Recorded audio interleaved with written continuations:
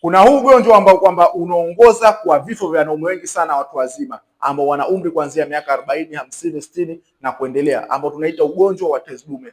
Na mara nyingi baadhi ya wanaume almost wengi sana wanakuwa wanapuuzia baadhi ya zile dalili za mwanzo za tezi dume. Kwa mfano, mtu anaona anakojoa sana usiku, umeona, anakuta maumbile yake yanasinyaa, na anakuta kwamba mkojo wake unakuwa ni dhaifu, unakatakata, umeona, anakuta mkojo ufiki mbali, anaanza kudharau hizi dalili, anadharau, mwisho wa siku mpaka atakapokuja kuambua tayari tezi dume yake ni kubwa, ndio unamkuta anaanza kutafuta matibabu, na matibabu yenyewe anakwenda kufanywa surgery, anafanywa upasuaji wa tezi dume na kuamini kwamba atapona. Umeelewa? Sasa kama wewe ni mmoja kati ya watu ambao kwamba una changamoto hii ya tezi dume au una dalili za tezi dume au unamjua mtu ambaye ana changamoto hii ya tezi dume, taarifa nzuri ni kwamba siku hizi elimu imekuwa kubwa sana. Watu wana uwezo wa kupona tezi dume bila kufanyiwa upasuaji wa aina yoyote. Teknolojia imekuwa. So kama wewe ni mwanaume au unamjua mtu ambaye kwamba anasumbuliwa na changamoto hii ya tezi dume, basi unaweza kunicheki ili niweze kupatia mwongozo wa tiba pamoja na program ambazo unaweza kuzitumia kuweza kuondokana na hiyo changamoto ya tezi dume